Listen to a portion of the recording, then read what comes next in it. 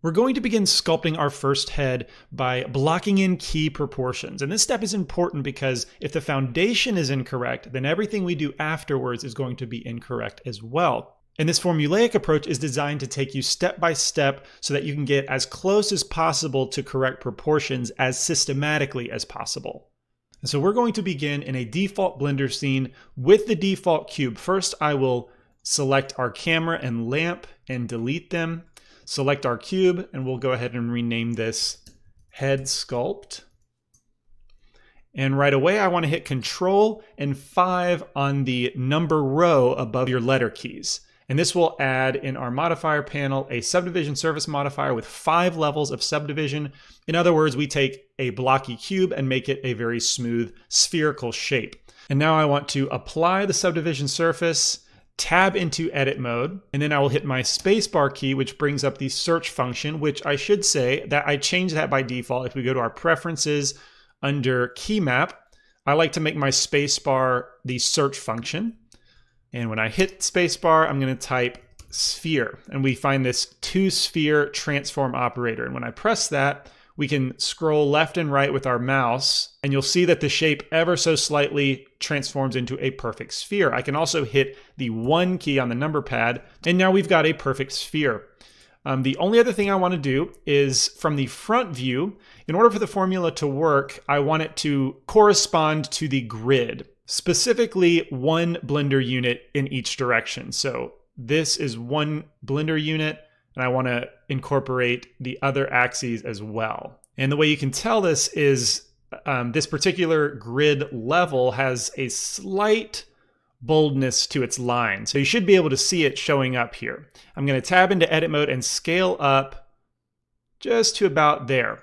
Now our sphere fits within the Blender units. The size, if we look at our item in the in panel, your dimensions should be really close to 2 meters in each axis. Now with that set up, we are ready to begin sculpting. With our object selected, I'll switch to sculpt mode. And I like to use a matte cap. And then I'm going to drag my brush panel out a little bit so that we have the 2 rows. And first we're going to click our annotate tool. We're going to be using this to outline mile markers along the way. But I want this to be in reference to the surface of our object. And now if I click, hold Control and pull down, we'll make a straight line down the center. That's a little bit off, but we just are ballparking it at this point. Same thing on the side, we'll go horizontally. So we have put a crosshair in the middle of our sphere. Let's go ahead and change the color to be a little more noticeable, like a bright yellow. And then from here, I'm going to switch to my pen and tablet. And I'm going to split the right half into thirds. So 1 line, 2 lines makes an equal third. Again, I'm doing this with my eye. I'm not doing it perfectly, but it's going to get us very close. And on that second line that we made, I'm going to draw a vertical line right down the middle of that, or as close as possible. There we go. From here, I'm going to use my B box select. Keep in mind, we have the X mirror enabled by default. So B box select up until that line, and it's going to duplicate the mask to the other side. Control I to invert, and I want to scale this side flat. So we'll use our transform tool, and I want to adjust where the pivot is set. So if we go to our sculpt menu, set pivot to unmasked should be fine, and we'll scale that horizontally, almost completely flat. I like to leave a little bit of roundness there, and then we'll pull that flat along the line that we drew. Alt-M to clear the mask. Let's go to the left side by hitting 3 on the number pad. And let's draw more lines doing the same thing. Whoops. Vertically, horizontally. And from the side view, we're going to keep referencing the grid. So let me create a new annotation layer. In the in panel under annotations, hit the plus mark. And the grid that I'm talking about is this square here. And then draw another one below it. Keep accidentally erasing. I'm going to subdivide this in half, and then the upper part in half again. I'm going to bring this quadrant of our sphere down to represent the chin, or the chin and jaw shelf. And before I bring that down, let's move to the grab brush with the G hotkey. And I want to make this brush pretty big, a little bit bigger than the quadrant. Once I have that properly sized, I'm going to put the cursor as close to the edge of our sphere and bring it down. Essentially, I'm going to make this a corner. So it looks like my brush was not quite big enough. Let's make it even bigger. Try it again. Just trying to bring this down into a rounded but more squared off corner. All right, that's going to represent the chin, at least the initial shape of the chin. From the front, it might be a little too pointed, so let's round that out slightly. Just give it a little bit more volume. And now from the side view, we're ready to bring this down into the jaw. So with the B box select, I'm going to select this quadrant and then hit A to bring up our mask pie menu and choose smooth mask. And I'll hit Shift R to repeat that one more time. Control I to invert. Back to our transform, and we will bring that down so that the chin and jaw rest right about that quarter marking of the bottom square. And from here, we're ready to pull out a neck shape. So I'm gonna hit Alt-M again to clear the mask. Let's grab our straight line annotate tool.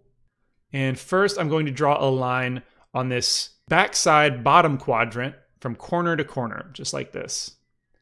And then go back to our annotate and split this line into thirds. 1, 2, okay? So now where this line intersects with our jaw and then this diagonal intersects with the back of the head, we're going to paint a mask in between those two spots. So switch to the mask brush. Keep in mind that the line annotate tool does not stick to the surface of our sculpture. So you can either erase that and draw it by hand. You know, we're okay just getting close. We don't have to be laser precise. And now I've got markings that I can clearly paint out. Let's hide that other annotate layer. And now I can clearly paint an oval shape on the bottom with the mask brush. All right, we're gonna get really close to the side of the head. And it's okay to make the back side a little bit flatter and the front side a little more elongated. There we go, that's gonna be fine. Control I to invert, hit 3 on the number pad to go back to the side view, and we can use our transform tool once again to bring this down. Now, my point of reference for how far to bring this down is the bottom corner of this chunk to line up to the bottom corner of the grid quadrant. So right about here. And then with my grab brush, we can flatten the bottom by bringing that front side up and then smoothing, holding shift and smoothing the bottom. And at this point, it's a good idea to go ahead and remesh. So with our remesh settings, voxel size, I'm going to go to 0.03 and hit Control R. And that will remove our mask and provide us with more uniform geometry. And I'm just smoothing that out with holding Shift. And then from the front view, maybe bring out the bottom of this neck structure so it's a little more even. How does it look from the side? Maybe bring that forward to closer match our reference line. There we go. And now holding Shift, Control, left click, and drag, we're going to create a marquee selection where this blue line intersects our silhouette. So Shift, Control, left click, and drag. It's going to be kind of a rounded shape until I select about halfway up in this grid quadrant. Okay, so we're talking about this intersection and then about halfway through here. All right, Control I to invert, hit the A pie menu, smooth the mask, Shift R to do that a couple times.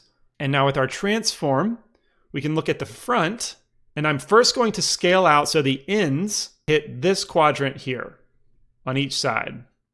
And then I'm going to bring it down so that the corner ends up right there at the corner of those grid units. All right, so with our transform selected, let's make sure that our set pivot is at the origin. So it's directly in the center of our object. We will scale horizontally in X, then move it down. And then from the side, we should also have to scale it a little bit in Y to about there. Alt-M to clear the mask. Let's turn off our annotations. Switch to a different brush so you can get an idea of what the proportions look like so far. And this is stage 1 of the block out. In the next lesson, we'll look at stage 2.